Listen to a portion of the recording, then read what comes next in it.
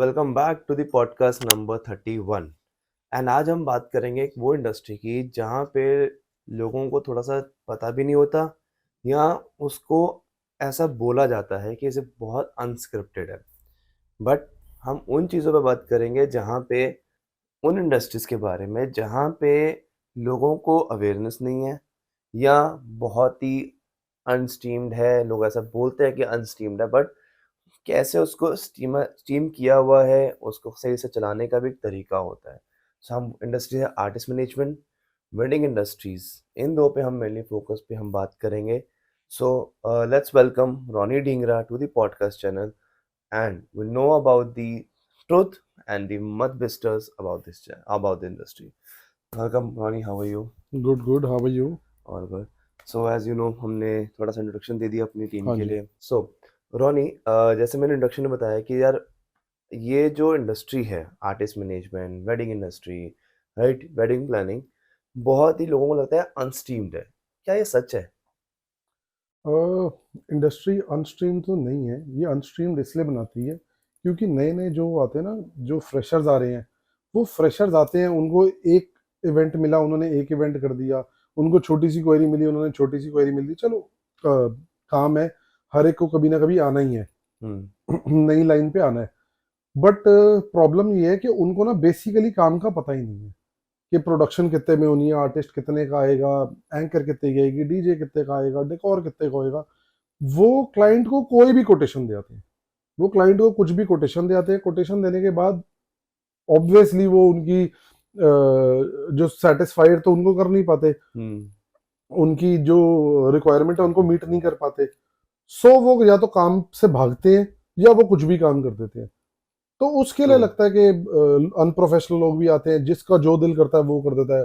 किसी को कोई क्वेरी आई, कोई कहता है जी मेरे को आर्टिस्ट करवा दो, उसका काम हो ना हो, उसकी किराने की दुकान हो, वो किसी को बोल देता है जी मेरा ये करवा दो, आर्टिस्ट करवा दो। और उसमें वो कहेगा मेरे को कमीशन दे दो, मेरे को ये दे दो। समझे ना कि हर बंदा चाहता है कि मैं इवेंट वाला लाइन में आ हम्म। जाऊं, बट उनका काम नहीं है। But if you go back with the company जो बहुत ज्यादा काम करती है, किसी स्पेसिफिक कंपनी का नाम तो क्या लेना, बट बहुत ज्यादा काम करती है, और जिनके पास रेगुलर आर्टिस्ट है, रेगुलर क्लाइंट्स है, रेगुलर वेडिंग्स है, कॉर्पोरेट शोज हैं, अगर आप उनके साथ देखो तो उनके साथ वो बहुत सिस्टमैटिक है। उनको पता है उनके फिक्स्ड वेंडर्स हैं, फिक्स्ड आर्टिस्ट हैं, फिक्स्ड टीम्स हैं जिनके साथ उन्होंने काम करना है।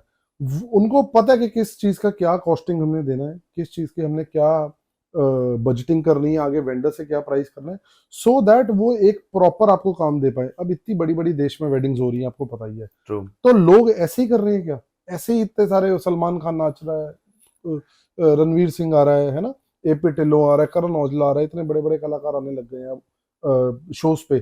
तो वो ऐसा नहीं है कि अनमैनेज्ड और कोई भी एरा गैरा कर रहा है। हम्म। सो उनको पता है क्या करना है। सो इसमें मैं एक डेटा निकाला था मैंने कि इस साल और प्रोजेक्टेड है, ये मुझे नहीं पता, कि 1.5 ट्रिलियन यूएस डॉलर का इवेंट मैनेजमेंट, यहाँ बोलूँ कि 2025 में इवेंट्स होने हैं 1.5 ट्रिलियन यूएस डॉलर के, और 10 लाख शादियां हैं, विच इज़ 50,000 के जो कॉर्पोरेट इवेंट्स।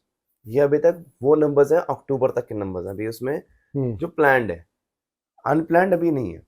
तो काफ़ी बड़ी हमारी, अगर मैं बोलूँ 1.5 ट्रिलियन, तो इतना काफ़ी बड़ी इंडस्ट्री है जो आई गेस काफ़ी सारी अपॉर्चुनिटीज़ लेके आती है एम्प्लॉयमेंट की भी। हम्म। सो आई गेस इसके अंदर बहुत लोगों के लिए अपॉर्चुनिटीज़ हैं, हम्म। बट उस अपॉर्चुनिटीज़ को कैसे ग्रैब करना है, किस तरीके से यूज़ करना है एंड आपको वो ग्रो करनी है हर साल, वो आज हम सीखेंगे रॉनी के साथ।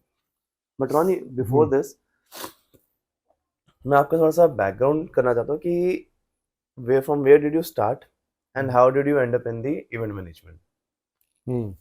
ये वैसे थोड़ी इंटरेस्टिंग सा पार्ट है। Actually I am engineer. So मैंने बीटेक की हुई है, आईटी इंजीनियर हूँ मैं, WCTM से, world college of technology management से। जैसे आपको पता ही है, आपके स्कूल से ही पढ़ा हुआ हूँ। दोनों एक ही ठीक है ना, स्कूल से हाँ, हैं। आपके स्कूल से ही पढ़ा हुआ हूँ। सो उसके बाद मैंने इंजीनियरिंग करी। While the time I was doing engineering, while the time I was doing engineering, हमें ना इवेंट आए हमारे कॉलेज के ही। तो जैसे कि था, मैं कल्चरल एक्टिविटीज में थोड़ा सा फास्ट था। तो मेरे जो चेयरमैन थे और जो मेरे टीचर्स थी, उन्होंने कहा कि हमने ना कॉलेज का फेस्ट करना है। तो मैंने उस कॉलेज के फेस्ट में, मेरे ख्याल से पास्ट इन 2009, 8 और 9, तो तब मैंने वहाँ पे किया बोहेमिया। वहाँ पे बोहेमिया अच्छा। करना था। तो मैंने सारा कोऑर्डिनेट करके बोहेमिया से बात करी, उनकी मैनेजमेंट जो है वो, चलो तब तो वो बहुत सीनियर थे, अब वो मेरे दोस्त हैं सारे, क्योंकि अब सेम इंडस्ट्री के हो गए, हमने भी उतना काम कर ही लिया। तब में वो मेरे सीनियर थे। उनसे मैंने बोहेमिया का पता किया। बड़ी डिफिकल्टीज होती थी कि आर्टिस्ट तक कैसे पहुंचना है, सारा काम कैसे करना है। तो करते कराते मैंने वो अपना कॉलेज का फेस्ट कर दिया, और बहुत अच्छा कर दिया। जब वो कॉलेज का फेस्ट किया, तो एक शहीद सुखदेव कॉलेज है डीयू डीयू का। का, फॉर इकोनॉमिक स्टडीज। उसमें सारे पढ़े लिखे बच्चे पढ़ते हैं, क्योंकि वो आफ्टर परसेंटेज भी ना उसका वो होता एंट्रेंस। है, एंट्रेंस का एग्जाम होता है, तो उसके करेक्ट। बाद उसमें एडमिशन होती है। तो उसकी जो प्रेसिडेंट थी वो मेरी दोस्त थी। उसने मुझे अपने कॉलेज का फेस्ट दिया, जिसके अंदर मैंने बैक बुलाया। एक ना जल बैंड होता था, जिसके अंदर से आतिफ असलम निकला हुआ है। आतिफ असलम का बैंड होता था, बट आतिफ असलम उनसे अलग हो गया था। तो उन्होंने वो बुक करना था। सो अगेन वही प्रोसेस चला। मैंने एक बार जल बैंड किया, एक बारी एक आर्टिस्ट है, पुराने आर्टिस्ट जिनका गाना था, क्यों पैसा पैसा करती है, मन के। मन के, हाँ। हाँ, तो मन के किया उनके। तो उनका कॉलेज फेस्ट किया, टचवुड वो भी बहुत अच्छा हो गया। सो तब मैं था फिफ्थ सेमेस्टर में, ओके। थर्ड ईयर मेरा स्टार्ट हुआ था। हाँ, मैं फिफ्थ सेमेस्टर में था। और मुझे याद है कि उन दिनों ने मेरे एग्जाम्स के डेज थे, बट मेरे साथ में दूसरी जगह के फेस्ट आ गए। मैं एग्जाम की तैयारी भी नहीं करी, और उन पेपरों में मैं रह ही गया। मतलब मेरे सारे पेपर ही रह गए उनके। चलो कोई बात नहीं। बट मैंने तब से थोड़ा सा इंटरेस्ट बना लिया कि मैंने जॉब नहीं करनी, क्योंकि ऑब्वियसली अगर मैं बीटेक कर रहा हूँ, तो बीटेक के बाद तो एक बंदा एमएनसी में जाएगा, जॉब ही करेगा। मैंने प्लान कर लिया कि मैंने जॉब नहीं करनी। घर वालों को आगे बताया कि जी जॉब नहीं करनी, मेरा प्लान ऐसे ऐसे। तो वो तो बोल रहे तेरे को बीटेक करा रहे हैं, जॉब क्यों नहीं करनी। मैं कहा नहीं, जॉब नहीं करनी, कुछ अपना ही करना है। तो फिर मेरे पेरेंट्स ने मेरे को ना एक छोटी चीज बोली कि चल तू अपना काम तब करेगा, तेरे 8 सेमेस्टर हैं, 4 साल। 4 साल में तेरी डिग्री कंप्लीट होनी चाहिए। कोई बैक ना हो, कोई ऐसा ना हो कि मेरे पेपर रह गए। डिग्री कंप्लीट होगी तो तू अपना काम कर लियो, नो प्रॉब्लम। मैं कहा अच्छा ठीक है। चलो साथ साथ इवेंट्स भी चलते रहे। मैंने कॉलेजेस के इवेंट पकड़ने शुरू कर दिए, क्लब्स के इवेंट पकड़ने शुरू कर दिए, आने भी लग गए। और साथ इंजीनियरिंग चली थी। बाय 8th सेमेस्टर मेरी काफ़ी बैकलॉग्स थी, और साथ में अगले पेपर भी थे। But by the grace of God, कुछ मेरे यार दोस्त अच्छे थे, उन्होंने मेरे को पढ़ा पढ़ू के मेरे पेपर्स दिए, मैं सारा क्लियर हो गया। जो स्टूडेंट, मतलब मेरे ख्याल 60-66 स्टूडेंट्स का वो होता है, आपका क्लास होती है। आपके बैच में तो ज्यादा होता है, एक क्लास होती है। उसमें तो ऐसा था कि कोई रह जाएगा तो 2-4 बच्चे थे, जिसमें हम थे।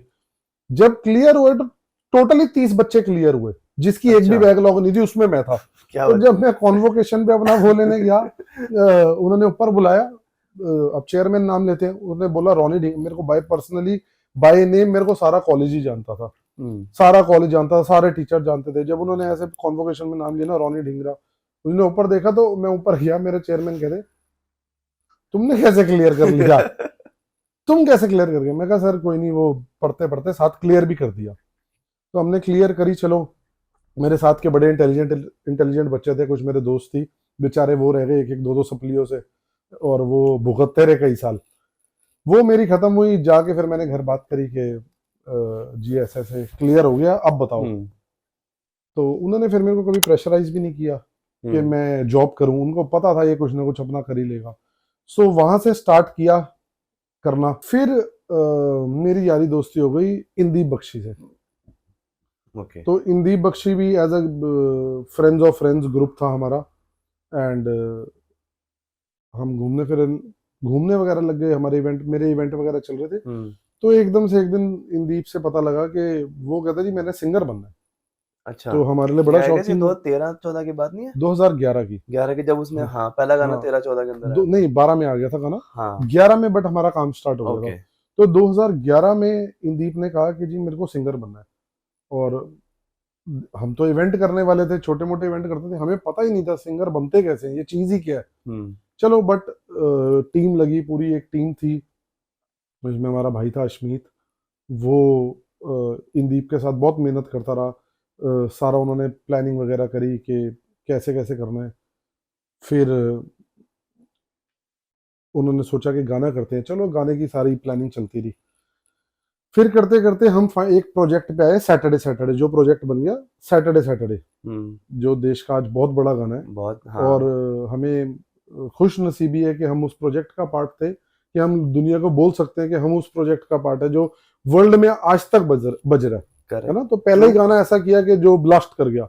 वहां से इंडस्ट्री थोड़ी सी हमारी और वास्ट हुई, थोड़े से और लिंक्स पता लगे, बट वहां से जर्नी स्टार्ट हो गई फिर आर्टिस्ट वाली। सो अगर हम इसी में आते हैं कि आपने जैसे पहला गाना आपका था इंदीप बख्शी के साथ, and back to the this day, तो इसके अंदर आपका जो यूनिक सेलिंग पॉइंट अगर बोलूँ मैं, आपने अपने यूनिक सेलिंग पॉइंट कैसे पहचाने, एंड अब आप वो हैं क्या इस इंडस्ट्री के हिसाब से आपके लिए? बेसिकली यूनिक सेलिंग पॉइंट्स, ये ना दो डिफरेंट टाइप की इंडस्ट्री है।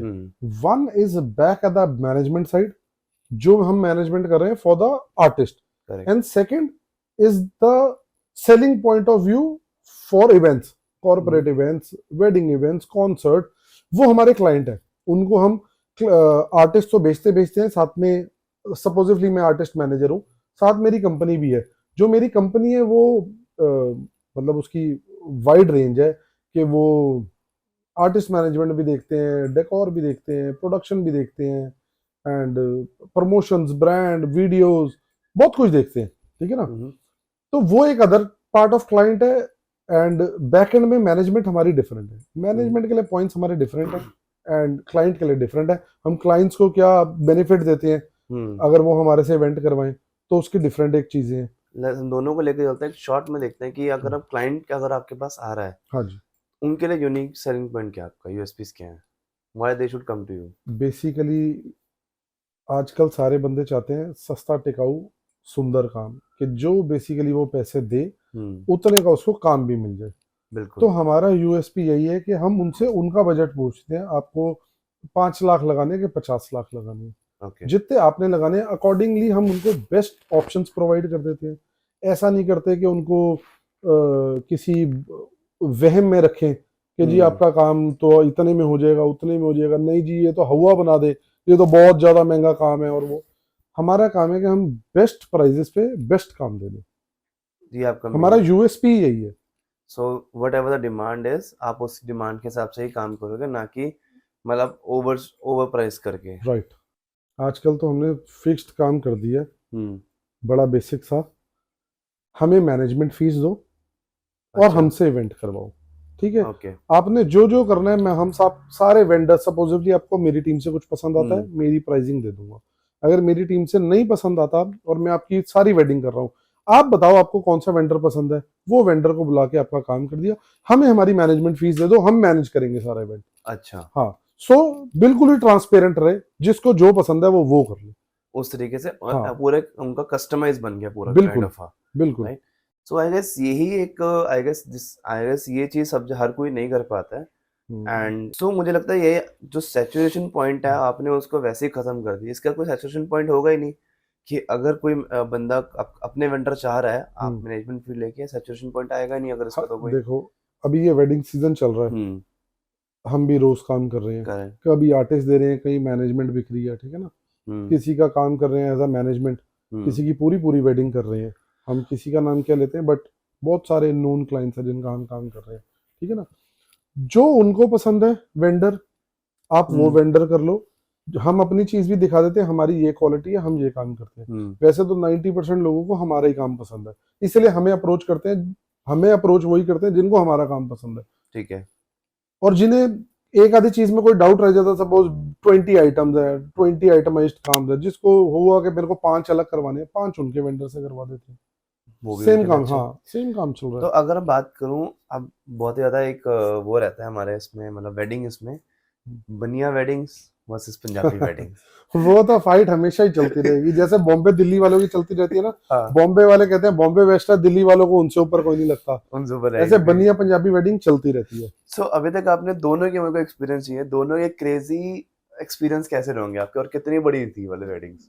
देखो वेडिंग्स तो सारी वेडिंग्स ही बड़ी होती हैं, बड़ी हम्म। छोटी का तो हम कुछ वो बता नहीं सकते कि इसको हम बड़ी कहें, कि ये जरूरी नहीं है जिसमें शाहरुख खान आया है वो ही बड़ी है। हम्म। कभी कभी जिसमें कोई नहीं भी आ रहा होता तो वो भी बहुत बड़ी होती है वेडिंग, है ना। आपको ओके। ये नहीं पता उसमें कितने हाँ। ब्यूरोक्रेट्स हैं गेस्ट, उसमें कितनी डेलीगेट्स वो हैं, करेक्ट। कितने मिनिस्टर आए, कितने आईपीएस आए, कितने जज आए, है ना।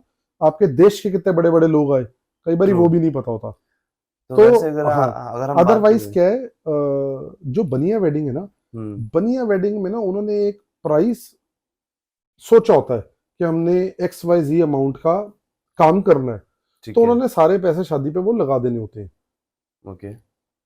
तो इसलिए थोड़ी सी बनिया वेडिंग्स के बजट ज्यादा रहते हैं, उनके हम्म। बजट ऊपर रहते हैं, और उनका काम का तरीका थोड़ा ऐसा रहता है कि हमें पर्टिकुलर ये चीज करनी है, हमें ये चीज करनी है, क्योंकि उनको हर चीज के पैसे पता है। जोड़ने भी होते हैं। उन ओह। और उनके सर्कल में भी ना सारे ही करवाते हैं, तो सबको एक दूसरे का सबका पता होता पता है। होता है। पंजाबी वेडिंग थोड़ी क्या होती है, पंजाबी वेडिंग्स होती है थोड़ी सी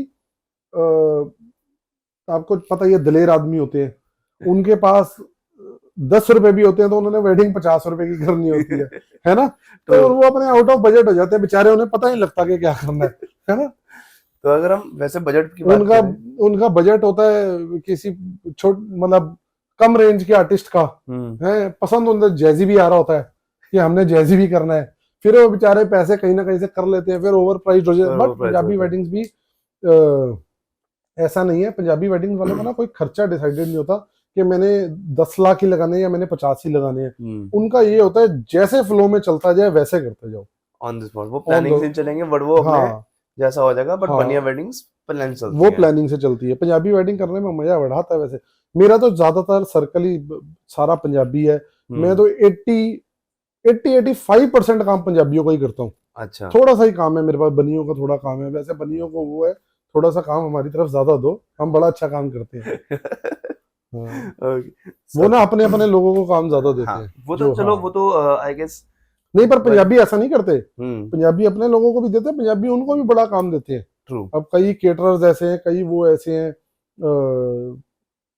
खाने वाले ऐसे हैं हम्म। जो हमारे भाई हैं बनिया, और उनके साथ काम होता उनको है। बड़ा बड़ा काम देते हैं, सारा काम देते हैं। That's great, that's great. So अगर मैं कंपेयर करूं एक्सपेंसेस में, अभी तक आपने पंजाबी वेडिंग्स में कि सबसे बड़ी अभी तक आपके हिसाब से कौन सी रही होगी, उसका एक्सपेंडिचर कितना था, अगर हम करें तो उसमें? अ, मेरे ख्याल से देखो ऐसा है, रोज वेडिंग करते हैं, रोज ही आजकल तो 2-4 करोड़ रुपए लगने आम हो गए हैं। अच्छा। क्यों? हाँ, 2-4 करोड़ रुपए आम हो गए हैं ठीक वेडिंग के, जिन्होंने इवेंट प्लानर हायर करने होते हैं। हम्म। क्या होता है, जिन्होंने तो शादी करनी होती है 10 लाख रुपए में, उनके घर तो चाचे मामे ताए भाई वो इतने होते सारे हैं, कर लेते वो हैं। सारे वेडिंग प्लानर है। तो वो खुद ही कर लेते हैं, क्योंकि मैनेजमेंट कंपनी ने आना है, उन्होंने एक हम्म। फीस भी लेनी है। तो अगर आपका 10 ही लाख बजट होगा तो वो कहाँ से पूरा करोगे, है ना। करेक्ट। तो और यही एक रीजन है, जिस रीजन में छोटा जो वेंडर है, नया जो लड़का है, नई जो टीम है, उनकी एंट्री कहां से होती है, इन्हीं शोज से। हम्म। क्यों? वो कहते हैं हम काम तो स्टार्ट करें, एक्सपीरियंस तो ले, तो कई बार वो करेक्ट। उनको मिल जाते वो हैं। मिल तो जाते हैं। यहाँ से उनकी भी उनके जो जो भी हाँ फकअप्स होंगे या कुछ भी होगा, हाँ वहां से वो एक्सपीरियंस ले हाँ, लेंगे। और वो क्लाइंट भी चलो इतना उनको बोलता नहीं, क्योंकि उसको भी पता है इतने में मेरे को और वेडिंग प्लानर मिलना नहीं था, मिलना नहीं था। तो वो दोनों आपस में उनका कोप अप हो जाता है। बट आजकल आप डेस्टिनेशन वेडिंग करते हो, 2 दिन की वेडिंग करने गए, 2-4 करोड़ रुपए तो होटल ही ले जाता है। करेक्ट। तो सारा काम उधर ही आ गया। सो राहुल, जैसे भी मैं पूछ रहा था कि जो आपके एक्सपेंसेस थे, राइट, आपने कहा हाँ 2-3 करोड़ तो आम लग जाते हैं। हाँ, कुछ एक्सपीरियंस बता पाओगे कि किसी एक शादी का जिसमें आप मेरे को मजा आ जाए मे भी? लास्ट अभी एक शादी करी थी हमने, मेरा दोस्त ही था वैसे, और उसके कहीं पे हमने शादी करी उसकी उधर, ये बीकानेर, अच्छा। बीकानेर करी थी बीकानेर, हाँ बीकानेर शादी करी उसकी। तो अब बीकानेर का ये लगाओ, एक पहले हमने एक होटल किया जिसके अंदर सारे गेस्ट स्टे किए, ठीक है। हम्म। एक वो होटल लॉक किया, उसके अंदर छोटी मेहंदी मुंदी के फंक्शन भी थे, हमने वो बाय आउट ले लिया। हमारे उसमें इंडस्ट्री में होता है बाय आउट। अच्छा। बाय आउट मीन्स आप सारा होटल आपने ले लिया, सारे कमरे सारा कुछ उसका आपने ले लिया, हमने बाय आउट ले लिया उसका। और फिर दूसरे दूसरे वेन्यूज करे फॉर रिसेप्शन, फॉर कॉकटेल। सो इधर से 300 गेस्ट ट्रेवल किया दिल्ली से, जिन्होंने अच्छा। बाहर से भी आना था, कई गेस्ट लंदन से थे, कई गेस्ट वर्ल्ड वाइड थे मीन्स। तो उन्होंने दिल्ली उतरे, दिल्ली से हमने सारी की सारी फ्लाइट हमारी बुक्स, ओ सारी की सारी फ्लाइटें जो थी वो हमारी बुक्ड थी, पूरी फ्लाइट के अंदर हमारी गेस्ट, टोटल टोटल, टोटल क्या बात कर। सारी सारी फ्लाइटें बुक करी। अब उसमें कुछ ब्यूरोक्रेट्स भी थे, सब कुछ थे, 2-3 प्राइवेट जेट, ये वो सारा कुछ किया। अच्छा उतरे, फिर इनोवा आजकल बेसिक में आ गई, इनोवा तो थी कुछ लग्जरी कार्स, कुछ अच्छा। वो, तो सारा कुछ करते करते ना, अगर सपोजिटली हम अपने लोकल करते हैं, आप दिल्ली से हो, पंजाब से हो, पंजाब वाले पंजाब करें, दिल्ली वाले दिल्ली करें, पुणे वाले पुणे करें, दैट वो पार्ट डिफरेंट है। हम दिल्ली वाले अब जो है वो ना गोवा जाके करते हैं, दुबई जाके करते हैं, उदयपुर जाके करते हैं, जयपुर, ट्रू। तो वो कॉस्टिंग हो जाती है 3 गुना, वो आपके 3 गुना से भी क्योंकि ज्यादा उसमें पैसे ट्रैवल लगने। भी आ गया ट्रैवल आ उसमें। गया, स्टे आ गया, हर करेक्ट। टाइप का मील आ गया, जो आपके पास आया, आपका लंच में कोई नहीं भी काम तो आपको लंच देना है, देना आपको पड़ेगा। हाई टी देनी है, आपको रात को वो देना है, फिर आप जब जा रहे हो तो आपको वहां उनको एंटरटेन करने के लिए हम्म। आर्टिस्ट भी लगाने हैं, नंबर ऑफ आर्टिस्ट बढ़ जाते हैं, करेक्ट। नंबर ऑफ एंटरटेनमेंट बढ़ जाता है। हम्म। तो अब आप खुद ही इमेजिन कर लो, जब हमने सारी सारी फ्लाइटें बुक कर दी, प्राइवेट जेट बुक कर दिए, शहर की जितनी महंगी गाड़ियां थी सारी बुक कर दी, तो फिर उसका बजट कहाँ जाएगा? उसका बजट तो मुझे उसका लगा बजट हम आज भी कैलकुलेट कर रहे हैं कि हमने कितने की करी थी, हमें भी नहीं पता लगा। हाँ, इतना क्यों? करने के बाद भी। रीजन, हमने तो लेनी है मैनेजमेंट फीस जो कि है छोटी सी, हाँ, पैसे लगने हैं सीधा क्लाइंट क्लाइंट के। के, वो क्लाइंट ने फिर ट्रांजेक्शन करनी है जैसे भी करे, हमें तो अपने छोटे से पैसे दे देता है मैनेजमेंट के, हम कर लेते हैं, बाकी चीजें अरेंज कर देते हैं।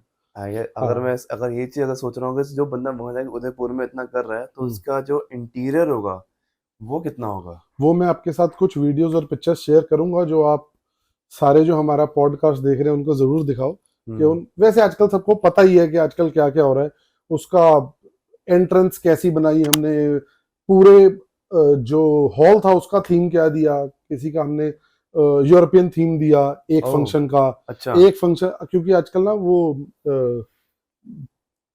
आजकल ना थीम, यूनिवर्सल थीम एक बहुत चल रही है, और बंदे बड़ी बड़ी चीजें बना देते हैं अंदर। हम्म। तो क्लाइंट का भी वही था कि मेरे को अपनी एक यूरोपियन थीम दिखानी है, एक हमें बॉल रूम वाली थोड़ी क्लासी सी थीम देनी है, हम्म। तो वो सारी अकॉर्डिंग टू थीम उसके डेकोर हुई, सारी टीम्स प्रोफेशनल हायर ऐसे किए गए, जो अच्छा। अपने अपने उसमें पूरे एक्सपीरियंस थे, जो बहुत बहुत काम करते हैं, बार, उसका बार सेटअप, उसका एंटरटेनमेंट स्टेज, उसका डेकोर, उसकी ब्राइड एंड ग्रूम की एंट्रीज, आजकल तो एंट्रीज का हाल पता नहीं क्या खराब हो गया, जितने जितने के आर्टिस्ट करते थे उससे हाँ। महंगी एंट्रीज हो गई है, ब्राइड एंट्री और ग्रूम एंट्री इतनी इतनी अच्छा। बड़ी हो गई है, और इतने इतना कुछ हो गया उनमें। तो उस वाली जो बीकानेर वाला था उसकी एंट्रेंस कैसे करी, उसका हम्म। एक हमने वो बनाया था, एक हमने ना उसका फोर्ट लिया था, अच्छा। और वो किला थीम जो दी थी ना हमने, हम्म। सारा डेजर्ट लुक, उसकी मशाले जल रही है, उनकी सिटिंग वैसे करी सारी, उसमें बार, जो डेजर्ट लुक बार बनाया, बहुत बड़ा बार बनाया, और उसके अंदर आजकल एक बार का बड़ा फैशन चल पड़ा है, मॉलिक्यूलर बार का, कोई हाँ। नॉर्मल बार तो लेता ही नहीं है आजकल, नॉर्मल बाल वाला खत्म हो गया, वो सीधा कपड़ा बिछाया और वो बार टेंडर है, वो नहीं, मॉलिक्यूलर बार आ गया है, उसमें उनको फिर सर्विस भी ऐसे चाहिए, शॉर्ट्स ये वो सारा सड़क उस पे भाग के डांस फ्लोर पे आ जाते हैं, तो वो अच्छा। एक कॉन्सेप्ट चेंज हो गया है हर चीज का। इट्स ऑल अबाउट कि जैसे आप जितना नया लेके आओगे आई गेस उतना ही हाँ, जो अट्रैक्टिव होगा। जो नहीं, देखो आप आज ये देखो ना, हम खाने पे आते हैं, हम्म। पहले किसी ने ये सोचा था, आज से 15 साल पहले चले जाओ, 20 साल पहले चले जाओ, केटरर आता था, केटरर सारा काम कर जाता था, करेक्ट। और टेंट वाला आता था, टेंट वाले ने सारा पंडाल लगाना था, खाना कर देता था। आज टेंट वाला डिफरेंट है, हाँ। पंडाल वाला जो आपको फर्नीचर देगा वो डिफरेंट है, ट्रू। वो आजकल चेयर्स एंड टेबल के स्टाइल डिफरेंट हो गए हैं। ठीक है, आपने केटरर करना है, आपने कौन सी क्यूजीन का केटरर करना है वो अलग है। वो अलग है। फ्रूट के काउंटर आपको क्या बताऊं कि आज इंपोर्टेड फ्रूट आ गया है, फ्रूट वाले जितने पैसे लेते हैं, केटरर जो पहले का हम्म। केटरर जितने पैसे लेता था पर पर्सन, आज उतने पर पर्सन फ्रूट के पैसे हैं। क्या आपका बात फ्रूट कर। का काउंटर अलग लगेगा, आम खाओ आप 12 महीने खाओ आम, सीजनल फ्रूट भी आप 12 महीने खाओ, और ओके। ऐसा फ्रूट खाओगे जो उस सीजन के टाइम पे भी स्वाद नहीं मिलता। अच्छा। हर चीज का ना रेंज बहुत वाइड हो गई है, डिटेलिंग बहुत वाइड हो गई है, सो उस हम्म। करके हर काम वैसे ही होता जा रहा है, छोटा कर लो बड़ा कर लो। तो अगर इसमें मैं जैसे अब डिटेल्स की आप बात कर रहे हो ठीक है, अगर हम डिटेल्स को यूज़ करते हैं, आई गेस कई कंपनी या कोई आई वुड से कि वेंडर्स जैसे इवेंट मैनेजमेंट वेंडर्स हैं, वो इनके चक्कर में ही क्लाइंट्स को हिडन मैनेजमेंट या हिडन चार्जेस भी लगाया था, या बिना बताए भी उनको हाई चार्ज कर देते हैं। देखो ऐसा है, हर एक का अपना बिजनेस है, हम्म। ठीक है। आप किसी इवेंट कंपनी को छोड़ के किसी भी और बिजनेस में भी जाओगे, तो जिस चीज पे एमआरपी नहीं लिखा हुआ, जो पीछे से पैकेजिंग एमआरपी की नहीं आ रही, हम्म। उसके अलावा जाओगे, हर बंदे के अलग पैसे।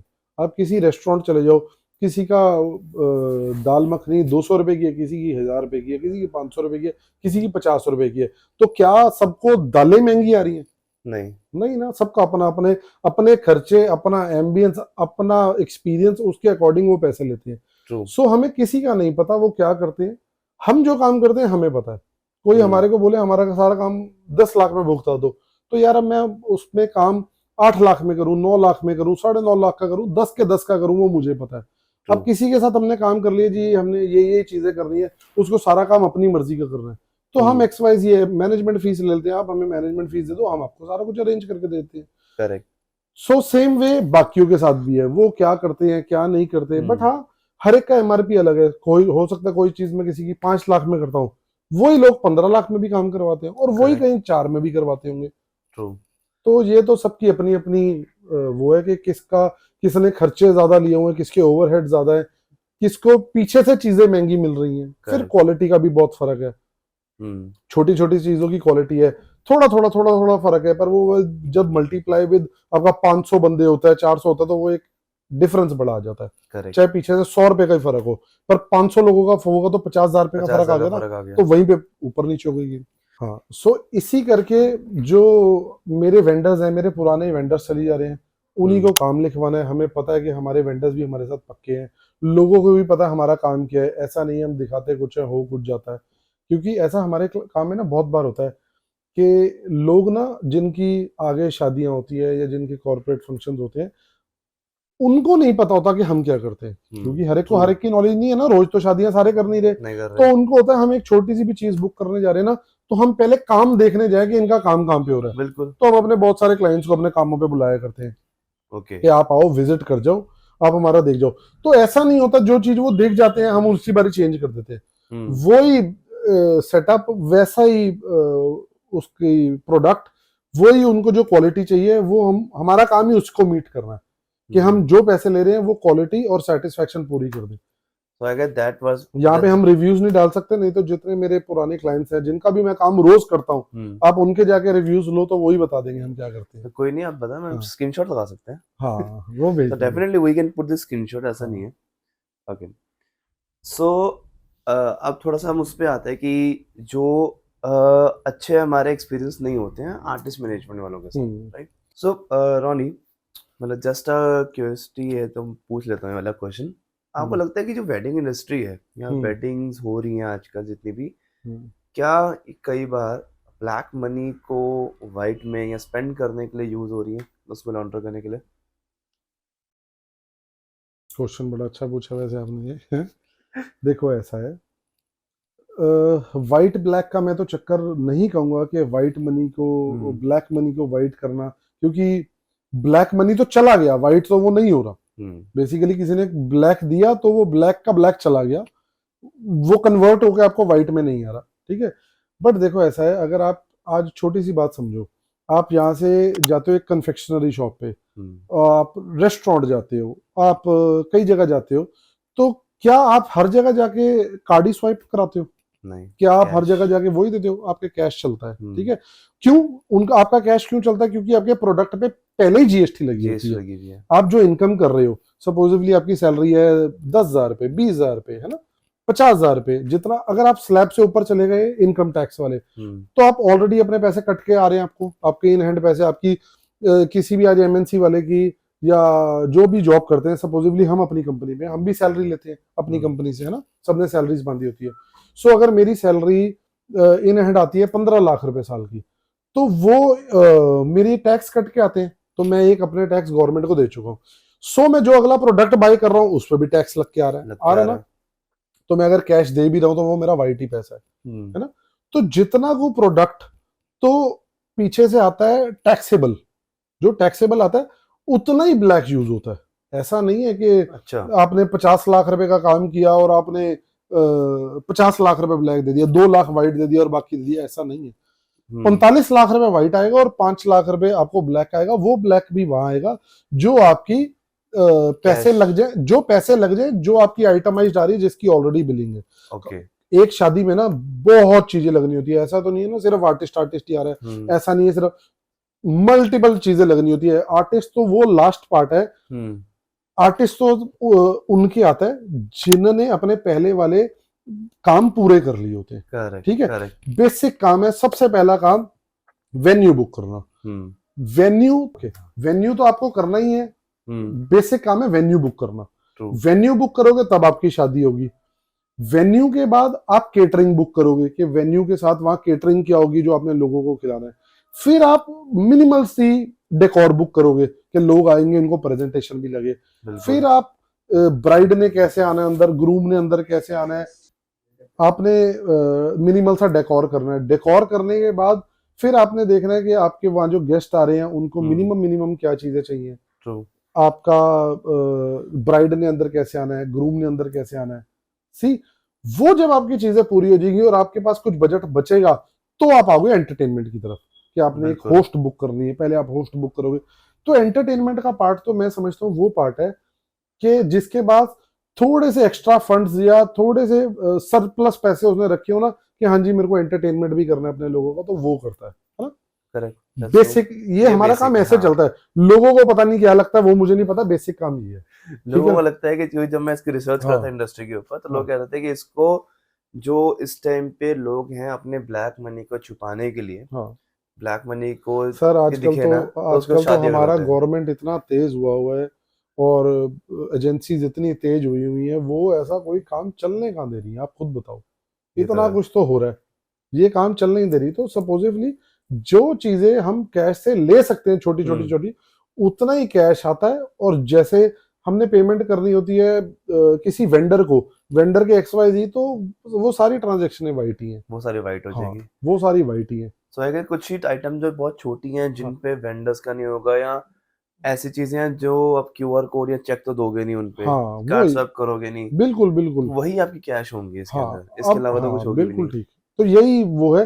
अब एक बात बताओ, आप इंटरनेट पे रोज देखते हो आजकल इंस्टाग्राम, सोशल मीडिया तो इतना फास्ट है कि उससे तो कुछ छुपा ही नहीं है, उसमें सब कुछ चल रहा है। इतनी बड़ी वेडिंग्स हो रही है, उसकी सोशल मीडिया चल रही है ना, लोग इंस्टाग्राम रीलें डाल रहे हैं, ये डाल रहे हैं, वायरल हो रही है। तो क्या ये सिर्फ हमारे तक ही है? सभी देखते हैं, पूरा हिंदुस्तान देख रहा है, पूरी जितने ऑफिशियल है सब कुछ देखते हैं।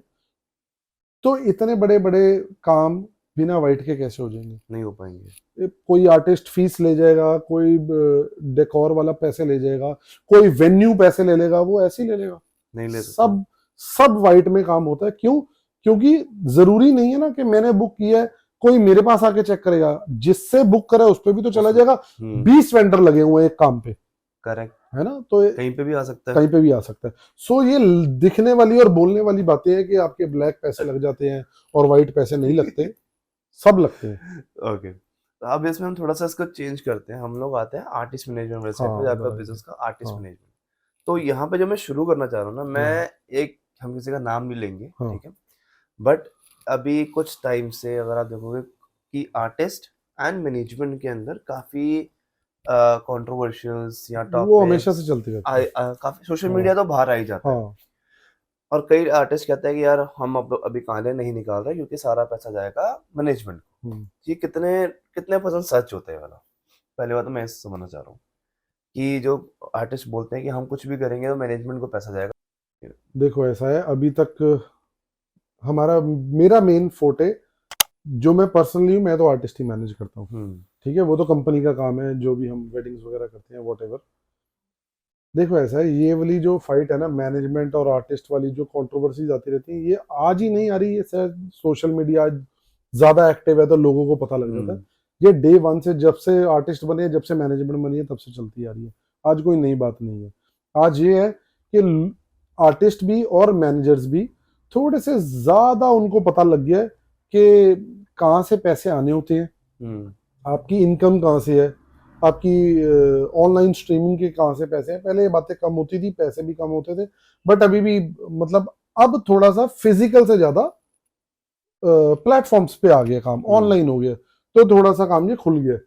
इसमें देखो यार, मैं ये नहीं कहूंगा कि आर्टिस्ट गलत है या मैनेजर गलत है, बात क्या बार आती है वो हमें नहीं पता। अभी रिसेंटली आपने बहुत सारे बड़े बड़े आर्टिस्टों के नाम सुने होंगे और बड़े बड़े मैनेजर्स के साथ सुने होंगे। ट्रू। हमें क्योंकि जो आर्टिस्ट होता है ना वो होता है एक फेस, आर्टिस्ट को सब जानते हैं। मैनेजर होता है एक बैक एंड, ठीक है, या मैनेजमेंट और मैनेजर वो होता है बैक एंड। उनको हम नहीं जानते होते, बट उनको इंडस्ट्री तो जानती होती है, हमारी जो इंडस्ट्री है वो सारी जानती होती है। वो फ्रंट फेस नहीं है इसलिए लोग नहीं जानते, लोगों को हमेशा आर्टिस्ट ही ठीक लगता है। आर्टिस्ट भी गलत होता है और मैनेजर्स भी गलत होते हैं, वो डिपेंड करता है आपका सिचुएशन क्या है, आपके दोनों की बात क्या है आपस में, तो उस पर डिपेंड करती है।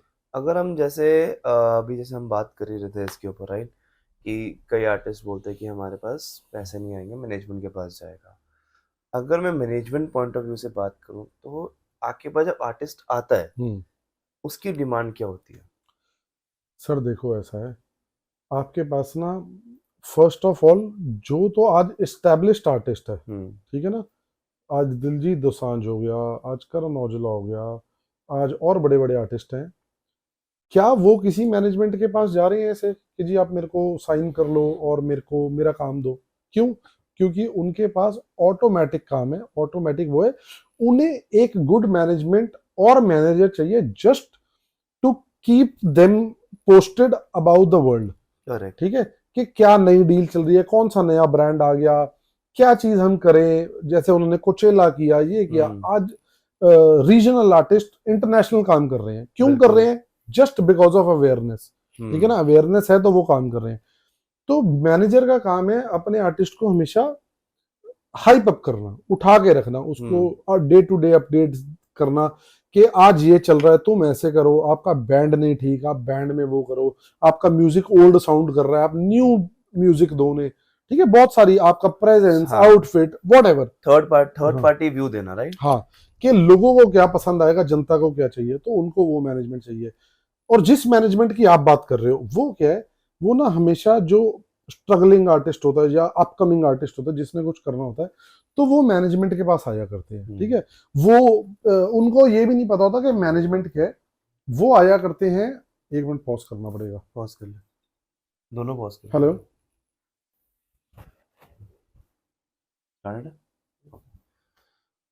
आप वहीं से शुरू करते हैं, मैनेजमेंट साइड से। सो दूसरी मैनेजमेंट है वो जिसकी आप बात कर रहे हो। उस मैनेजमेंट में क्या है, बहुत सारे आर्टिस्ट, बहुत सारे नए लड़के, बहुत सारी नई लड़कियां, वो आपके पास अप्रोच करने आती है कि हमें इस इंडस्ट्री में आना है। कईयों की आवाज़ ठीक होती है, कईयों की और टैलेंट होते हैं, बहुत सारे टैलेंट है इंडस्ट्री में आने के लिए। आवाज़ ही नहीं चाहिए, ये नहीं है सिंगर ही है, इंडस्ट्री बहुत बड़ी है, एक्टर्स भी है, म्यूजिशियंस भी हैं, कंपोजर्स भी आते हैं, कंपोजर्स भी है, म्यूजिक प्रोड्यूसर्स भी हैं, बहुत सारी चीजें, तो वाइड रेंज है, मॉडल्स भी हैं, सारा कुछ है ना, ये वाइड रेंज है। तो बहुत सारे नए लोग आपके पास आते हैं, जी हमें इंडस्ट्री में चाहिए, हमारे पास ये टैलेंट है, हमें ये करना है। तो वो आपको बहुत होप्स दे के जाते हैं कि भाजी यार मेरे नाल मैं तो मतलब बहुत इदा, तुसी मैनू हेल्प करो, तुसी मेरा ये करो, तुसी मेरा वो करो। सो जो मैनेजर्स हैं, मैनेजमेंट है, उनको भी लगता है चलो ये अच्छा है, उनको भी लगेगा कि मैं इस पे अपना टाइम एंड मनी इन्वेस्ट करूंगा। सपोजिवली मेरे पास आज नहीं पैसे, तो मेरे पास हो सकता है कोई प्रोड्यूसर, या हो सकता है मेरे लिंक ऐसे हो कि मैं किसी भी एक नए आदमी को स्टैंड कर दूं उस प्लेटफॉर्म पे जहां पे उसकी रीच नहीं है, वो मैं अपने टाइम से करूं, मैनेजमेंट से करूं, पीआर स्किल से करूं, नेटवर्क से करूं। So I am wasting my time on the one of the person. Okay, so I am wasting my time. अगर वो मैंने ये वेस्टिंग टाइम क्यों यूज किया, वेस्टिंग इसलिए किया क्योंकि जब वो थोड़ा सा उसको एक्सपोजर हो जाता है, उसको लगता है कि वही सब कुछ था। उस आर्टिस्ट को लगता है कि उसी के चक्कर में सब कुछ चल रहा है, वो ये बातें भूल जाता है कि वो आया कहां से, वो उसने अप्रोच कैसे किया। जब वो आया तो क्या उसके पास एक भी अपॉर्चुनिटी थी करने के पास? उनके पास एक ही ऑप्शन होता है, दिहाड़ियां करने का, ठीक है, उसके बाद दूसरी अपॉर्चुनिटी नहीं होती। तो वो ये बातें सब भूल जाता है, उसे दिखता है पैसे, फेम, गाड़ियां, parties, pastry parties and functions हो रहे हैं, अवार्ड चल रहे हैं। उनको लगता है कि ये जो सारा कुछ चल रहा है ये उन्हीं से चल रहा है। True. फिर वो आपसे क्वेश्चन करने लग जाते हैं, जी ऐदा क्यों जी, ओदा क्यों जी, ये ऐसे कैसे, ये वैसे कैसे। पहले उन्हें कुछ नहीं पता होता था, फिर ये क्वेश्चन करने लगते हैं, वहां से कॉन्फ्लिक्ट स्टार्ट होते हैं। तो जैसे मैंने बताया कि फिर वो आपसे ना ऐसे ऐसी चीजें पूछने लग जाते हैं, ऐसे ऐसी क्वेश्चन करने लग जाते हैं जिससे आपको लगता है कि अब इसका ना थोड़ा सा स्टेबिलिटी हिल गई हुई है और इनको हवा लग गई हुई है नई बातों की, कि जी कि हम ही सब कुछ थे, हम ही सारा। उन्हें वो सब भूल जाता है, पिछला बैकलॉग सारा खत्म हो जाता है कि इन्होंने क्या किया मेरे लिए, ये मुझे कहाँ से लेके आए, इन्होंने कितना टाइम हमारे पे स्पेंड किया, अपने कितने रिसोर्सेज हमारे पे लगाए। True. हर एक आदमी को फोन करके बोलना, यार ये नवा मुंडा कीता है, इनू कम दियो, यार ये नवी चीज कीती है, इनू देखो, है ना। ते यूटिलाइजेशन हाँ उसको कहीं पे स्टैंड करवाना हाँ, उसका। तो उससे तब वो मैनेजमेंट, फिर जब बाहर बात आती है, जी ਆਪਾਂ ਉਹਨੂੰ ਛੱਡਤਾ, ਆਰਟਿਸਟ ਨੇ ਕਹਿਣਾ ਜੀ ਆਪਾਂ ਉਹਨੂੰ ਛੱਡਤਾ, ਉਹ ਜੀ ਪੈਸੇ ਨਹੀਂ ਦਿੰਦੇ ਸੀ ਸਾਡੇ, ਉਹ ਤਾਂ ਪੈਸੇ ਸਾਰੇ ਪੈਸੇ ਤਾਂ ਆਪ ਰੱਖ ਲੈਂਦੇ ਸੀ, ਸਾਡੇ ਪੱਲੇ ਪੈਂਦਾ नहीं ਸੀ। सब बातें, अच्छा। हाँ सब बातें, बट इन मैं ये नहीं कहूंगा कि ये हर केस में होता है। Same goes with the management. True. बहुत मैनेजमेंट ऐसी है, उन्होंने जब आपको साइन करना होता ना, साइनिंग के टाइम पे आपको बोल देते हैं कि कमिटमेंट बड़ी कर देते हैं, हम आपको जी पर मंथ ये पैसे दिया करेंगे, हम आपको ये घर देंगे, हम आपको ये गाड़ी देंगे, हम आपको इतने नंबर ऑफ शोज देंगे, और हम आपको इतने गाने साल के देंगे। तो वो कई बार उनकी कमिटमेंट भी ओवर कमिटमेंट हो जाती है, जो कि वो मीट नहीं कर पाते, जो वो Correct. काम नहीं कर पाते। फिर एक जो आर्टिस्ट ऐसा होता ना, जो काबिल आर्टिस्ट होता है, या जो आर्टिस्ट जिसका थोड़ा सा काम चलने लग जाता है, उसको लगता है कि मैं बॉन्ड हो गया, मैं फंस गया इधर। क्यों? क्योंकि वो अपने मैनेजमेंट से एक्सपेक्ट कर रहा होता है कि ये मेरे लिए कुछ बड़ा करेंगे। सपोजिवली आज मेरी एक्स इनकम है, तो ये मेरे लिए एक्स प्लस प्लस करेंगे, ठीक है। बट वो उनकी एक्स भी नहीं रह जाती। क्यों? क्योंकि लोगों को लगता है जी वो तो किसी मैनेजमेंट के पास साइन हो गया। तो बहुत सारे लोग हैं जो उनको काम देना बंद कर देते हैं, और मैनेजमेंट कुछ कर ही नहीं पा रही, मैनेजमेंट कुछ कर ही नहीं दी। तो वहां से जो बातें आती है, कई बार वो कहते हैं कि हमने छोड़ दिया, तो वो बातें भी ठीक है, और ये बातें मतलब लोगों को बेसिकली ये पता है कि आर्टिस्ट ही ठीक है, क्योंकि वो फेस है। हाँ वो बट फेस ऑन द है। अदर हैंड जब कोई नया आर्टिस्ट जाता है तो उसको भी, या फिर मैनेजमेंट को भी बोलूं कि वो अगर जैसे ट्रांसपेरेंसी वाला काम है, अगर वो कमिट जब कर रहे हैं तो वो एक्चुअल कमिट करे जो वो कर सकता है, रादर देन ओवर कमिटमेंट भी एक इंडस्ट्री का स्टैंडर्ड चलाते हैं। बिल्कुल, ओवर कमिटमेंट ओवर कमिटमेंट आप किसी रिलेशन में ले जाओ, आप किसी काम की तो बात छोड़ो, आप किसी पर्सनल रिलेशन में ले जाओ। जब आप कोई ओवर कमिट कर दोगे, कोई आपके घर पे कोई, आप उसको बोल दोगे जी आज तेरे को रात खाना खिलाने लेके जाऊंगा, तेरे को दोपहर भी लेके जाऊंगा, तेरे को सुबह भी लेके जाऊंगा, आप नहीं कर पाते, तो वहां पे भी एक्सपेक्टेशंस होती हैं। करेक्ट। तो ये तो पैसों की बात है, यहाँ तो एक्सपेक्टेशंस ज्यादा है, ज्यादा लोगों को वो है, तो ये बातें कॉन्फ्लिक्ट डाल देती हैं। सो आई गेस तो अगर हम बात करें फॉर अ न्यू आर्टिस्ट, क्या सजेशंस आपके रहेंगी न्यू आर्टिस्ट को, चाहे वो किसी के पास भी जाएं, क्या पॉइंटर्स उनको दिमाग में रखने चाहिए before signing any bond with any management? मैं तो ये सोचता हूँ बिफोर एनी बॉन्ड या साइनिंग, उनको दिमाग में पहले ये रखना चाहिए कि उन्हें नहीं भूलना कि हम आए कहाँ से हैं। जिस बंदे के पास हम जा रहे हैं, जिस मैनेजमेंट से हम काम करने लगे हैं, वो आपके लिए क्या क्या कर रहा है, वो आपके लिए कितना टाइम दे रहा है, आपको कितने रिसोर्सेज लगा रहा है, आपके लिए वो पेन ले रहा है कि नहीं। अगर तो आपको लग रहा है कि वो आपको लिए पेन ले रहा है ना, at any point of time, तो आपने 6 महीने साल टपने के बाद ये नहीं कहना जी ये उन्होंने तो मेरे लिए कुछ किया ही नहीं, है ना। करेक्ट। वो बेकार है बातें, फिर नहीं कहना। अगर आपको लग रहा है कि टोटली वेस्ट ऑफ टाइम हुआ, आज आपका सपोजिवली लेवल कहीं पे भी था, आप उसी लेवल पे खड़े हो, आपका लेवल में कोई चेंज ही नहीं आया, हो सकता है ना कि हर एक की ग्रोथ, यूं सबकी लकीरें भी बहुत बड़ी चीज है ना। एक आपकी लक हो गया, हाँ लक बहुत बड़ा मैटर करता है कि कईयों के स्टार्स तेज होते हैं, कईयों के थोड़े स्लो चल रहे होते हैं। ये लाइफ में भी हर बंदे के साथ है, हर चीज में है ना। तो कई बारी कलाकार एकदम चढ़ जाता है, कई बारी स्लो चढ़ता है। स्लो वाला ये देखे कि सपोजिवली मैं स्कूटर से शुरू हुआ था, तो क्या मैं बाइक तक पहुंचा? Correct. क्या मैं बाइक से गाड़ी तक पहुंचा? वो सीधा ये देखने लग जाता कि मैं प्राइवेट पे नहीं पहुंचा, है ना? वो तो हर किसी के हाथ में हाँ, है भी कि नहीं, मैं प्राइवेट पे नहीं पहुंच गया, वो प्राइवेट से कंपैरिजन करने लग जाता है, पर उसके पीछे की स्ट्रगल नहीं देखते शायद। स्ट्रगल देखते नहीं। तो नए लड़कों को या नया जो भी आ रहा है उसको पहले ये सोचना बहुत जरूरी है कि हमारे लिए कौन क्या कर रहा है, वो हमारे लिए कुछ कर रहा है, तो हमें अपना दिमाग नहीं खराब करना, हमें एक्सपोजर नहीं लेना। आज आपको कोई नहीं जानता, कल True. जब आप किसी के साथ लग जाओगे ना, तो आपको 10 लोग जान रहे हैं, 10 Correct. के बाद वो 100 जान रहे हैं, 100 जान रहे हैं, 100 में से 5-7 तो निकल के आपको टेढ़ी मेढ़ी ऑफर देंगे ही, देंगे क्योंकि ही। वो भी वही इंडस्ट्री के हैं, तो वो बिल्कुल। आपको देंगे। आपको पता होना चाहिए क्या मैं इसकी ऑफर लेने के बाद अपना सब कुछ तो नहीं खराब कर दूंगा। करेक्ट। और ऐसे मैंने लाइव एग्जांपल बहुत देखे हैं, बहुत क्या देखे हैं, एक्सट्रीम देखे। तो रोनी, अगर मैं बात करूं फ्रॉम मैनेजमेंट साइड, जैसे हमने कहा कि हम ओवर कमिट भी करते हैं, वी हैव हर्ड कि यार वो एक्सप्लॉइट भी बहुत करते हैं आर्टिस्ट को। ठीक कह रहे हो आप, बिल्कुल ठीक बात है।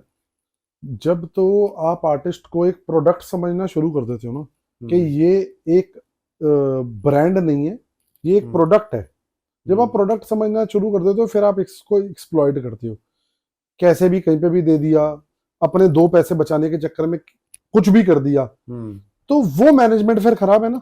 मैनेजमेंट का काम वहां खराब होता है, क्योंकि देखो ऐसा है, इन्हीं में से ब्रांड भी बनने हैं। करेक्ट। आज जो हमारे देश के बड़े बड़े ब्रांड है, जिनकी वजह से हमें मतलब देश को जाना चाहता है, चाहे वो कोई सिंगर हो, कोई एक्टर हो, कोई आर्टिस्ट हो, या कोई बिजनेस टाइकून हो, पर कहा तो जाता ना जी, अंबानी जी इंडिया से, है ना, टाटा बिरला इंडिया से, है ना, कि इंडिया की कंपनियां हैं, ये इंडिया के बड़े लोग हैं, तो ये एक ब्रांड बनता है। ऐसे ही सलमान खान इंडिया से, शाहरुख खान इंडिया से, है ना, ये एक ब्रांड बने जो वर्ल्ड को पता है कि ये कौन है। उसकी वजह से हमारी भी मार्केट अपलिफ्ट होती है, सारा कुछ होता है। तो जो आपके पास आज आर्टिस्ट है, इन्हीं में से कल कोई ब्रांड भी बनेंगे, है ना। वो ब्रांड तब बनेंगे जब मैनेजमेंट ठीक होगी उनकी। आर्टिस्ट का तो चलो ठीक होना जरूरी है, बट अगर आर्टिस्ट ठीक है, मैं पॉइंट ऑफ व्यू से बात कर रहा हूँ आर्टिस्ट की, अगर उसकी मैनेजमेंट ठीक होगी तो ही वो बड़े होंगे। जो आज आर्टिस्ट बड़े हैं, उनकी मैनेजमेंट बहुत डेडिकेटेड है, बहुत शार्प है, बहुत ज्यादा काम करती है, तभी वो बढ़े।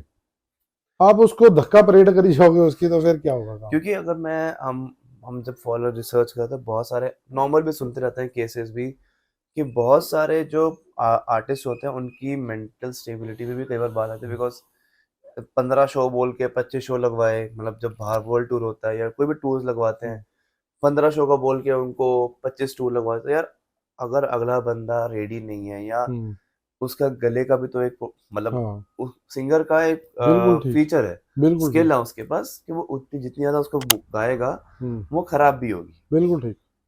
अब मैं इसमें एग्जांपल देता हूँ, जैसे कि मैं पीआर करता हूँ सीएक्सओस की, राइट। अगर मैं रोज पोस्ट करूंगा तो लोग कहेंगे ये तो बिल्कुल वेला बैठा हुआ है। हम यूटिलाइजेशन क्या करते हैं, अगर मेरे क्लाइंट हैं, सीएक्सओ है, कुछ भी है, उसकी ऑडियंस कितना उसको सुनना चाहती है उतना ही उसको हम देते हैं। अगर मैं एग्जांपल बात करूं, एक सीएक्सओ है फ्रॉम अ हॉस्पिटल, उसको मैं हर जगह हर इवेंट के पीआर में नहीं बिठाता या हर डिस्कशन में नहीं बिठाऊंगा, क्योंकि जब तक उसके स्पेशलिटी की नहीं होगी या उसके लेवल की ऑडियंस वहां पे नहीं होगी, मेरा कोई फायदा नहीं है। राइट। उसको रिकग्निशन नहीं मिलेगी, नाम हो जाएगा कि मैंने 10 या 15 कराए, बट उसको रिकग्निशन नहीं मिलेगी, तो क्या फायदा उस चीज का। सी देखो, ये जो आपने बात करी ना, ये 2 वेज बात है, ठीक है। हमारी इंडस्ट्री में ये 2 वेज बात है। सपोजिटली आपने कहा कि आप एक आर्टिस्ट को लेके 15 शो कराने के लिए और उसके 25 करा दिए, अगर तो ये एक तरफ से अच्छी बात भी है मैनेजमेंट के साथ, कि आपने उसको 15 की जगह 25 शो का बिजनेस दिया, ठीक है। बट ये वही है अगेन बात, कि आप अपने आर्टिस्ट को ये बता के लेके गए हो कि हम वहाँ बिजनेस एक्सपैंड करेंगे, अगर नंबर ऑफ शोज हमारे बढ़ते होंगे हम बढ़ा लेंगे। हो सकता है कि आपके साथ आर्टिस्ट ऐसा गया हो, यार मैंने वहाँ 10 ही शो करने हैं, 10 के बाद नहीं करने, मैंने वापस आ जाना। क्योंकि जब हम बाहर जाते हैं ना, तो वो अलग अलग सिटीज है। ऐसा नहीं है कि हम बाहर गए और टोरंटो में 4 शो कर दिए, करेक्ट, वो खराबी है। ट्रू, है ना, कि आपकी ऑडियंस को, एक तो ऑडियंस कंफ्यूज हो जाएगी मैंने कहाँ जाना है, फिर बिल्कुल वो वहां देखेगी पैसे कम कहाँ है, वहां देख के आते वहां हैं, देख के है ना, आएंगे। तो वहां आप अपना प्रोडक्ट खराब करते हो। बिल्कुल जब आप सिटीज वेल मैनेज करते हो ना, कि इधर हमने एक ही करना है, इधर हमने एक ही करना है, इधर हमने एक ही करना है, तो फिर आपका प्रोडक्ट खराब नहीं होता उसमें। ये पार्ट आपके मैनेजमेंट का बहुत जरूरी है, यस। कि उसे पता हो आपको कहाँ कहाँ कहाँ परफॉर्म करवाना है। कई बार ऐसा भी हो जाता है, आप कह रहे हो जैसे 15 शो बोल के लेके गए और 25 ले गए, वो तो चलो फिर मैनेजेबल है कि उसको चलो इनकम होती है। कई बंदे होते हैं वो ना ठेके पे ले जाते हैं, अच्छा, चला बाहर चलिए, वो 5 बोल के लेके जाए 10 करा ले, तो वो चीटिंग है। वो चीटिंग ठीक है, कई बार ऐसा होता है 15 शोज के लिए बुलाते हैं और 5 ही करवा के भेज देते हैं। ऐसा क्यों? ऑर्गेनाइज नहीं हुए, लोग ओह, इकट्ठे नहीं हुए, हम्म हम अरेंज ही नहीं कर पाए। हमारा, हम तो सोच रहे थे जी स्पॉन्सर्स आएंगे तो हम ये शो करेंगे, स्पॉन्सर ही इकट्ठे नहीं हुए, करेक्ट, समझे। तो वो यहाँ की मैनेजमेंट को तो जरूरी है। हमारी जो मैनेजमेंट वहां कर रही है, हमें पता होना चाहिए हमने टाई अप किसके साथ किया है। ट्रू, हम आज इंडिया बैठे हैं, हमारा अमेरिका शो है, हमारा कनाडा शो है, तो वो कनाडा के प्रमोटर्स कैसे हैं, उनका पास्ट एक्सपीरियंस कैसा है, उनकी कंपनी कैसी है, क्या वो ये शो कर भी लेंगे। उनका पास्ट एक्सपीरियंस हाँ आपके साथ, या उन्होंने हाँ, प्रूवन किया कि उनकी नहीं किया? उनकी जो पास्ट कमिटमेंट है दूसरे आर्टिस्टों के साथ वो कैसी रही है, ट्रू, तो वो भी बड़ा इंपॉर्टेंट है। ये सारा पार्ट है स्टडी का। R&D आपको पूरी होनी चाहिए कि हमने क्या करना है क्या नहीं। सो ये उस पे है। सो बेसिकली अब आप ये देखो कि दिलजीत अभी इंडिया टूर पे आया था, कितना हाँ, हाइप हुआ, दिलजीत दिलजीत दिलजीत, ट्रू, टिकटे ब्लैक, लोग मतलब दुनिया जहान से लोगों के फोन, जिनसे आपकी बातचीत नहीं भी है वो आपको फोन करके कह रहे हैं जी हाँ, प्लीज भाजी पासिस ले दो, तुसी ਤਾਂ ਲਈ ਦਿਓਗੇ, ਠੀਕ ਹੈ ਨਾ। ਜਿਨ੍ਹਾਂ ਨੂੰ ਕਦੇ ਕੰਮ ਹੀ ਨਹੀਂ ਪਿਆ ਸਾਡੇ ਤੋਂ, करेक्ट, ਹਨਾ, ਜਿਹੜੇ ਸਾਨੂੰ ਵੈਸੇ ਕੰਮ ਕਹਿੰਦੇ ਨਹੀਂ, ਪਰ दिलजीत दी टिकटा ले दो, ठीक है। वो कितना हाइप हुआ, दिलजीत और ने काम किया। अब दिलजीत ने बहुत सारे लुधियाने शो किया, चंडीगढ़ शो किया, तो और सिटीज में, तो उनको पता था कि यहाँ हमारी ऑडियंस केटर हो गई एक एक शो करने से, करेक्ट, तो उन्होंने कर लिया। अब दिल्ली में उन्होंने 2 शो भी कर दिए, 2 किए कि 3 शो किए, 2 किए दो शायद, किए थे, दो हाँ, किए थे। उन्होंने शायद 2 शो किए। पहला एक ही अनाउंस हुआ था। हाँ, तो एक अनाउंस हुआ, सोल्ड आउट हो गई, ओवर बुकिंग आ रही है, क्योंकि आजकल सब ऑनलाइन हो गया है। हाँ, आपको पता तो लग जाता है, आपको सारे स्टैट्स आ जाते हैं, हमारा इतना माल इतनी देर में बिक गया, इतने माल की और बुकिंग आ रही है, तो आप कर लो, आपके लिए बेनिफिशियल है। तो बिल्कुल, as a management, as a artist, उन्होंने कहा यार हम अपने सारे फैंस को केटर करें। अब हम आए हैं तो वहां ऐसा ना हो कि वहां लड़ाई झगड़ा ही हो जाए, कि बाहर ऐसा लड़ाई झगड़ा पड़ जाए कि जी हमें नहीं मिला, वो नहीं हो। तो उन्होंने 2 शोज किए, उन्होंने बिल्कुल, 2 शोज किए, दोनों फुली पैक शो किए, बहुत बढ़िया किया। अब ये तो ठीक है जो उन्होंने कर दिया, उनको देखने के बाद कुछ ऐसे भी आर्टिस्ट है, इवन की अब मैं क्या नाम लूं, जो इंटरनेशनल आर्टिस्ट है हमारे, चलो जो देसी मुंडे या देसी पंजाबी मुंडे, वो तो भारी देंगे है शो, वो तो सारा कुछ कर लेते हैं, ठीक है ना। अब करण ने किए, करण ने 2-3 शो कर दिए, फुली पैक्ड शो कर दिए, बहुत बढ़िया शो एपी के भी फुली पैक्ड दिए, एपी ने कर दिए, एपी का अब भी आ रहा है।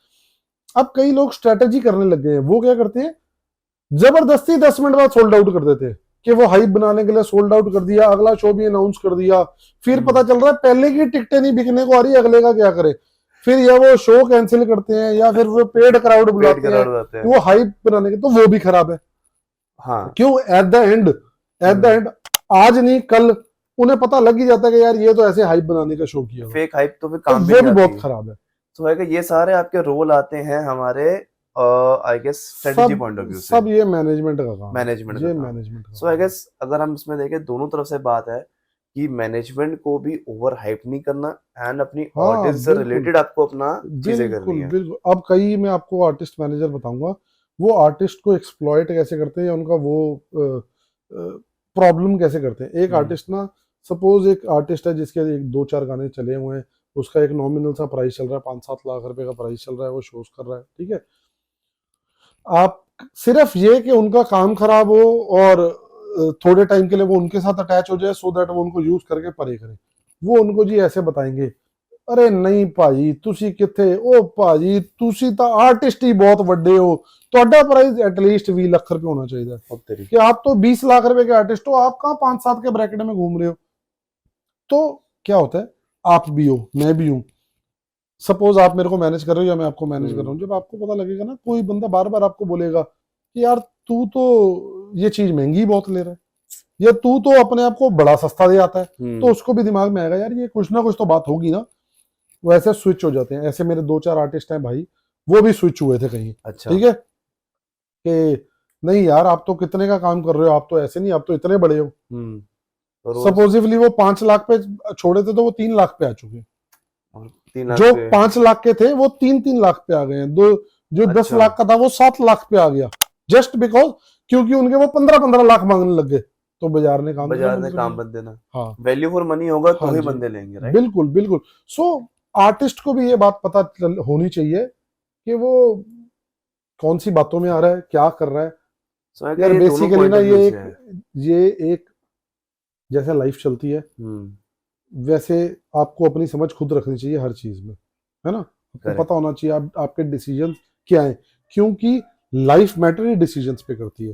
राइट बिल्कुल। Decisions you are a successful person, if not then struggling. Then struggle वो बिल्कुल। सिर्फ डिसीजंस है आपके। हम्म एक मैनेजमेंट पॉइंट ऑफ व्यू से ना मेरे को एक कोटेशन से याद आ रही है, that you think they love your art hmm. But actually they love your numbers. आपको लगी चलता है कि इसका मेरे से प्यार है, और हाँ। या हमारा बॉन्ड ऐसा है, या या या आप काम बड़ा अच्छा करते हो, ऐसा कुछ नहीं है। उनको तो आपके नंबर्स पसंद है जो आप उनको काम देते हो। जिस करेक्ट। दिन काम देना बंद किया बंद, उस दिन यारी दोस्ती, मैनेजमेंट, आर्ट सब बंद। सो वैसे तो ये बहुत फेज है पर मैनेजमेंट में ज्यादा जाती है बात। ओके। सो अब इसमें हम लास्ट में आते हैं एक बारी कि final tips for the generation, new generation की of event management, artist management and the new artist. Hmm इन तीनों को हम लोग अलग अलग लेके चलते हैं, ठीक है, कि इन तीनों के लिए एक एक दो दो टिप्स इन सब के लिए। हाँ। सो रोनी, अगर हम लास्ट में आते हैं, हम हमारे पास 3 ऑप्शंस हैं। 3 की हमने बात करी, एक है वेडिंग मैनेजमेंट, एक है आर्टिस्ट मैनेजमेंट और है आर्टिस्ट। हम्म इन तीनों के लिए, और ये टिप्स उनके लिए रहेंगे जो यंग जनरेशन इस इंडस्ट्री में एंटर कर रही है, उनको किन चीज़ों का ध्यान रखना चाहिए? सी देखो, वेडिंग मैनेजमेंट वाले तो है क्लाइंट बेस्ड काम, ठीक है ना, हम्म। कि उन वेडिंग मैनेजमेंट वालों के पास ना काम तब आएगा जब उनके पास क्लाइंट डेटाबेस होगा, ठीक है ना। सो आपको अपना क्लाइंट खुश रखना है, ठीक है। वेंडर्स तो खुश रखने ही रखने हैं, ये तो है, बट स्टिल आपको अपना क्लाइंट खुश रखना है। आप उनके लिए बेस्ट काम करो, उनके लिए बेस्ट नेगोशिएशंस करो अपने वेंडर से, तो वो आपका क्लाइंट आपके पास बना रहेगा और आपके पास काम आता रहेगा। क्योंकि महंगा माल अच्छा तो आपने देना ही देना है, बट वही अच्छा माल महंगा की जगह थोड़ा कम प्राइस में मिलेगा तो लोग वहीं को भागेंगे, है वहीं ना। को भागेंगे। आपका काम तभी चलेगा जब आप वेंडर्स के साथ नेगोशिएशन अच्छी करो और क्लाइंट को खुश रखो, उसको सेटिस्फाई रखो। आर्टिस्ट मैनेजर के लिए ये है कि वो अपने आर्टिस्ट को हाइप अप रखे, क्योंकि उसको क्लाइंट से कोई ज्यादा लेना देना नहीं, क्योंकि उसके बीच में तो वेडिंग प्लानर है, वो अपने आप मैनेज वो करेगा, सब अपने कुछ है, मैनेज ठीक है ना। करेगा। उसको अपने आर्टिस्ट को वो अपने आर्टिस्ट के लिए स्टैंड लेना चाहिए। ऐसा नहीं है कि आर्टिस्ट कई जगह गलत भी हो जाते हैं तो वो काम नहीं करना, बट अपने आर्टिस्ट के लिए स्टैंड लेना चाहिए कि जी हमारा आर्टिस्ट बढ़िया है, हम आपको बेस्ट डील दे रहे हैं, हम बेस्ट क्वालिटी दे रहे हैं। वो उसको पहले तो उसकी वर्क करे पीआर पे, पीआर वर्किंग उसकी स्ट्रांग होनी चाहिए। उसको अपने आर्टिस्ट को बड़ा कैसे दिखाना है, ग्रैंड कैसे दिखाना है, वो उसको पता होना चाहिए, ठीक है ना। तो artist manager basically artist side का होता है, ठीक है। ठीक है, कि वो उसके लिए best to best possible deals कराए, उसकी एंडोर्समेंट बड़ी से बड़ी करवाए, ठीक है ना, बड़ी से बड़ी डील क्लोज करे उसकी उसके लिए। वैल्यू बनाए मार्केट हाँ, में। उसकी वैल्यू बनाए। तो मैरिज वाले का क्लाइंट से लेना देना है, आर्टिस्ट मैनेजर का आर्टिस्ट से लेना देना है। वो एक ब्रिज है दोनों के बीच में। तभी इवेंट मैनेजर्स का बेसिक काम ही क्या है, वो इवेंट मैनेजमेंट है, जो क्लाइंट आर्टिस्ट एंड वेंडर्स के बीच में ब्रिज बनाए। करेक्ट। वही काम है फॉर स्मूथ वर्किंग। हमारे दिल्ली से फ्लाईओवर खत्म कर दो, टक्करा बजणगियां, है ना। ट्रू। ਉਹੀ है बस काम। ओके, ਤੇ ਲਾਸਟ ਜਿਹੜੇ ਨਵੇਂ ਆਰਟਿਸਟ ਆ ਰਹੇ ਨੇ ਉਹਨਾਂ ਵਾਸਤੇ ਕੋਈ ਟਿਪਸ? नवे आर्टिस्ट बस खिंच के मेहनत करन, बढ़िया रियाज करें, जो शूट करते हैं वो रेगुलर एंगल्स, पोजेस, लुक्स पे ध्यान दें। जो एक्टर हैं वो अपनी एक्टिंग क्लासेस करते रहे, ठीक है ना। सिंगर्स का मींस तुसी काम खिंच के करो। तो आई गेस में हाँ मन खिंच के, इसमें एक और चीज़ है कि go as per your audience, आपको कौन सी ऑडियंस अपने लिए अट्रैक्ट करनी है ऑडियंस उसके ऑडियंस हिसाब भी से। आपके पास तब अट्रैक्ट होगी जब आप मेहनत करके कुछ करोगे। करेक्ट। ठीक है ना। अब बहुत सारे लोग हैं कहते यार मेरी रील चलती नहीं, मेरी रील चलती नहीं, सीधी सीधी रीला पा रहे हैं, है ना, ट्रू। रील चलती नहीं। अब कई लोग हैं जो रील्स और सोशल मीडिया डालते ही नहीं। ठीक है ना। हाँ, नहीं वो डालते। डिफरेंट है, उन्होंने कभी डाल दी, उनको चलाना ना चलाना मैटर नहीं है हम्म। ना। आज ट्रू। हम कर रहे हैं कोई, अब मेरे आप इंस्टाग्राम पे जाओगे, मेरे इंस्टाग्राम पे मेरे ख्याल शायद होगा 8-10 साल पुराना इंस्टाग्राम होगा, आठ हम्म। दस साल में 100 पोस्ट है सारी, हम्म। मैं डालता ही नहीं, है ना। हम्म। मैं उस पे इंस्टाग्राम पे रील ही नहीं डालता। अब मैं एक रील डाल के बोली चलूंगी मेरी तो रील ही नहीं चल रही, दैट इज डिफरेंट। कई कहते हैं, बट जो मेहनत कर रहे हैं, जो रेगुलर कंटेंट ट्रू। क्रिएटर, जो कंटेंट क्रिएटर, आजकल कंटेंट क्रिएटर बहुत बड़ा हो गया। कंटेंट क्रिएटर को पहले हम लेते थे ऐसे ही के यार एक छोटा ही मोटा है, ही ये है, तो हाँ। रील बनाता है, तो यूट्यूब वाला है। आज गाने चलाने के लिए उनके पास जाना पड़ता है, यार हमारी रीलें बिग डाल बॉस दो। को चलाने के लिए हाँ, हो गया। हमारी रीलें बिग डालो, हाँ। बिग बॉस में आज कंटेंट क्रिएटर्स आए हैं। हाँ, आप बिग बॉस में देख लो, सारे ट्रू। कंटेंट क्रिएटर और वो है ना।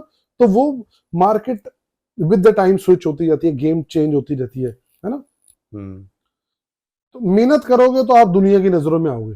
तो जो भी नए बिल्कुल। आर्टिस्ट आ रहा है वो मेहनत करे, काम करे, डिसीजंस फिर अपने आप ठीक हो ही जाएंगे।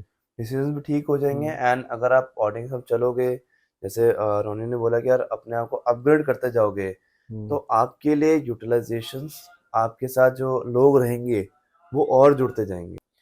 So thank you Ronnie for sharing the insights, जो इंडस्ट्री के थोड़े से dark secrets, myths, and as well as the जो ग्लैमरस हमें दिखता है उसके पीछे का एक्चुअल रियलिटी क्या है। Thank you for sharing those tips with us. And anyone you know कि जो अभी नया नया आर्टिस्ट मैनेजमेंट में जा रहे हैं, आपकी वेडिंग मैनेजमेंट में आ रहे हैं, या नए आर्टिस्ट आ रहे हैं, हम्म। if they want to connect with Ronnie, I guess the best way to connect with you is Instagram Instagram पे so आ जाओ अपने। Instagram. I will share his हाँ, Instagram. इंस्टाग्राम पे मैसेज कर लो। हाँ, Instagram पे मैसेज कर सकते हो आप, हाँ, maybe for tips or maybe connect with him. Right. That would be get a better way to get in, and there's a lot of things he knows. हम पूरी चीज़ें नहीं इसमें, काफ़ी सारी चीज़ें ऐसी होती है जो हम लोग ना 1 घंटे के पॉडकास्ट में ना बात नहीं कर पाएंगे, बट ऐसी बहुत चीज़ें होंगी जो आप डायरेक्टली अगर बात करोगे रोनी से ना, तो आपको समझ भी आएंगी। सिचुएशन बेस पे वो आपको सोल्यूशन भी दे सकते हैं, am I right? यस, बहुत कुछ कर सकते हैं, बहुत कुछ हो सकती बट है। ऑफ सीजन में करेंगे सारी बातें, है ना। हाँ। गर्मियों में करेंगे, छुट्टियों में, गर्मी की छुट्टियों गर्मी में। की छुट्टियों में आपके साथ आएगा रोनी, आप फ्रेंड कैसे, अब बाकी तो आप बाकी गर्मियों की के, छुट्टियों में मैं टोटल फ्री हूँ, तो आई उसमें गेस बातें ही बातें हैं। मिल गया, आपको टाइम भी मिल चुका है। So you guys can go to him, ask your suggestions, maybe he can help you in the further decisions as well in the industry. Thank you Thank, कुआ, thank you. thank you everyone for joining, and do share this podcast.